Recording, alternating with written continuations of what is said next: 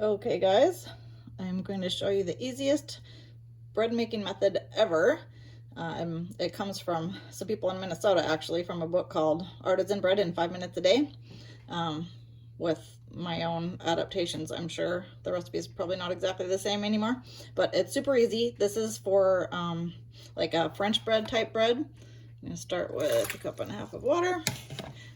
It's just water, salt, a couple teaspoons, measured super carefully, and a couple whoa, not that much. Couple teaspoons of yeast, super carefully again. It's actually not that fussy. Everybody thinks bread making is super fussy, and it's not. And about 3 cups of flour.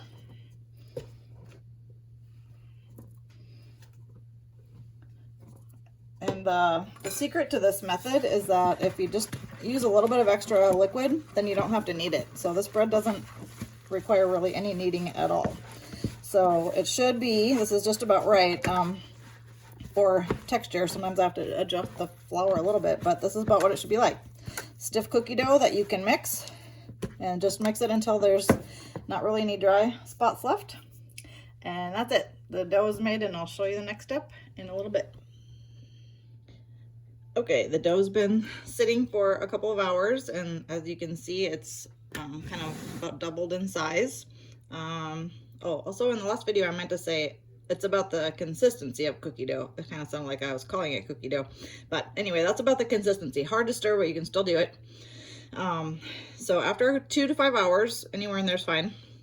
It looks about like this, and now I'm going to shape it into a loaf, and then it has to sit for a little bit, and then I'll show you what to do with it next. So just get it out of the pan or bowl. Just some flour. It's very sticky, but that's okay.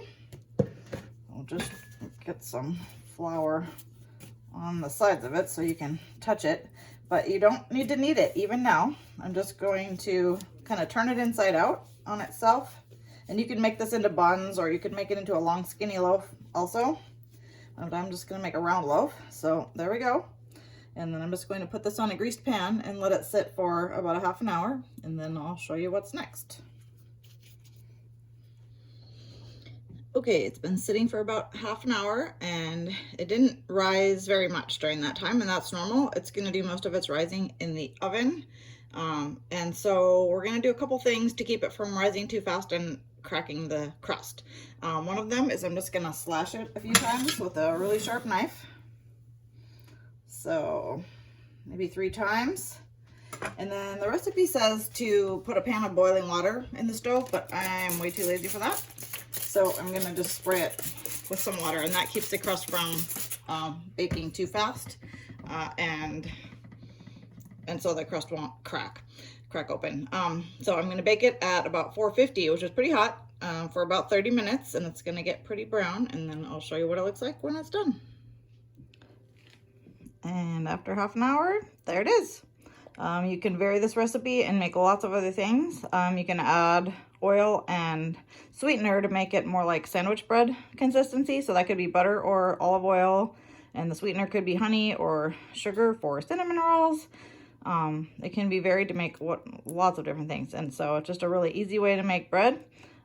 This video has been, I think, less than 4 minutes so far, and that was my actual time. There was some waiting in between, but the amount of time that I actually had to be doing something was seriously less than 4 minutes. So I hope you'll try it.